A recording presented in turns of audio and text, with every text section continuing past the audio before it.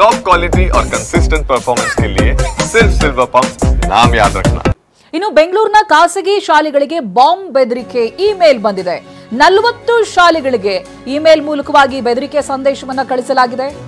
RR ನಗರ, ಕೆಂಗೇರಿ ಸೇರಿ ಹಲವು ಶಾಲೆಗಳಿಗೆ ಬಾಂಬ್ ಬೆದರಿಕೆಯ ಇಮೇಲ್ ಬಂದಿದೆ.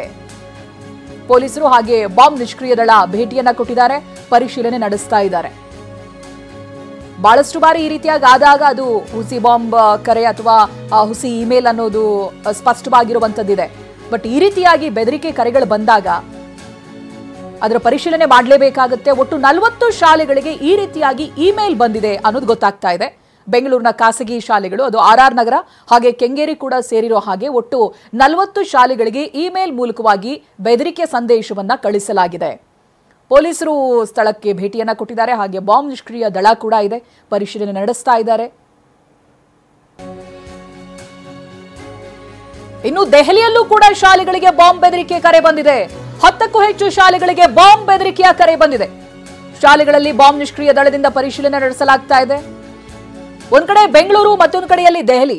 ಬೆಂಗಳೂರಿನಲ್ಲಿ 40ಕ್ಕೂ ಹೆಚ್ಚು ಶಾಲೆಗಳಿಗೆ ಈ ರೀತಿಯಾಗಿ ಬಾಂಬ್ ಬೆದರಿಕೆಯ ಇಮೇಲ್ ಅನ್ನ ಕಳಿಸಲಾಗಿದೆ. ದೆಹಲಿಯಲ್ಲಿ 10 ಶಾಲೆಗಳಿಗೆ, 10ಕ್ಕೂ ಹೆಚ್ಚಿನ ಶಾಲೆಗಳಂತ ಗೊತ್ತಾಗ್ತಾ ಇದೆ, 10ಕ್ಕೂ ಹೆಚ್ಚಿನ ಶಾಲೆಗಳಿಗೆ ಬಾಂಬ್ ಬೆದರಿಕೆಯ ಕರೆ ಮಾಡಲಾಗಿದೆ. ಈಗ ಶಾಲೆಗಳಲ್ಲಿ ಬಾಂಬ್ ನಿಷ್ಕ್ರಿಯ ದಳ ಪರಿಶೀಲನೆ ನಡೆಸ್ತಾ ಇದೆ. ಹೌದಾ, ಬಾಂಬ್ ಇದೆಯಾ ಇಲ್ವಾ ಅನ್ನೋದನ್ನ ಖಚಿತಪಡಿಸಿಕೊಳ್ತಾ ಇದೆ. ಮುಂಜಾಗ್ರತಾ ಕ್ರಮವಾಗಿ ಮಕ್ಕಳಿಗೂ ಕೂಡ ಸೂಚನೆಯನ್ನ ಕೊಟ್ಟಿರ್ತಾರೆ, ಶಾಲಾ ಆಡಳಿತ ಮಂಡಳಿಗೂ ಕೂಡ ಸೂಚನೆಯನ್ನ ಕೊಟ್ಟಿರ್ತಾರೆ, ಪರಿಶೀಲನೆ ನಡೆಸ್ತಾ ಇದ್ದಾರೆ.